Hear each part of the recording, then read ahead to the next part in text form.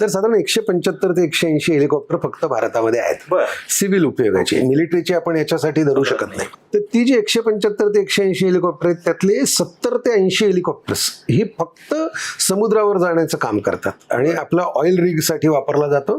So 50% अधिक helicopters ही फक्त oil रिगवर जाणारे हेलिकॉप्टर्स आहेत. त्या कामाला तुम्ही हात लावू शकत नाही. तिथले हेलिकॉप्टर्स काही वापरले जाऊ शकत नाही. म्हणजे बाजारामध्ये मग काही मेंटेनन्स मध्ये असतात, काही परमनंट त्याचे मालकालाच वापरायचे असतात, त्यामुळे ते निवडणुकांना उपलब्ध होऊ शकत नाही. सो निवडणुकांना उपलब्ध होणाऱ्या हेलिकॉप्टरची संख्या ही जेमतेम 60 ते 70 आहे. संपूर्ण देशभरामध्ये. आणि मग त्याच्या कॉम्पिटिशन मध्ये मग तुमच्या असं लक्षात येईल की फक्त 60 ते 70 हेलिकॉप्टर्स, त्या 60 ते 70 हेलिकॉप्टर्स मध्ये जर पुन्हा व्हीआयपींना घेऊन जाण्यासाठी योग्य असणारी की ज्याचा क्रू आणि मशीन दोन्ही व्हीआयपींना घेऊन जाण्यासाठी योग्य आहे, ती संख्या 30-40 पर्यंत खाली येते. बरं.